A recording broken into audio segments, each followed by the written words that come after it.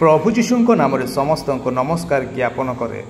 मोर प्रिय दर्शक बंधु माने आपण देखिले जे खजूर रविवार पाम संडे किपरि पालन करा जाउची।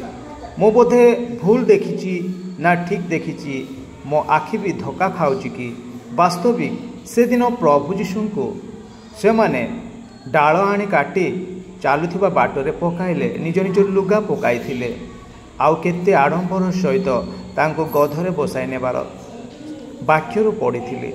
हेले आज यह कौन सतरे कि यह मु कहूनी, मो फीडबैक देउची, मो प्रतिपुष्टि मु परिप्रकाश करुची।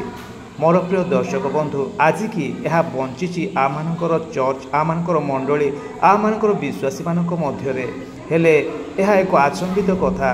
वास्तविक एपरी नियारा ढंगरे पालन करिबा एक वर्तमान जुगरे बहुत कष्टकर, कारण सरल विश्वासी हेबा दरकार। सरल मनोभाव थिले प्रभु जीशुको गौरव पाए आज भी एपरी पालन करा जाउछि।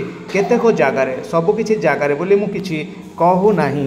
मोर प्रिय दर्शक बंधु माने तो आपण माने निहाती देखिले तो आ माने कौन करिबा, आ माने भी सरल हो जाओ, नम्र हो जाओ, एमानंक परे से प्रकृत पर्व को आज भी आ माने से प्रकार पालन करू।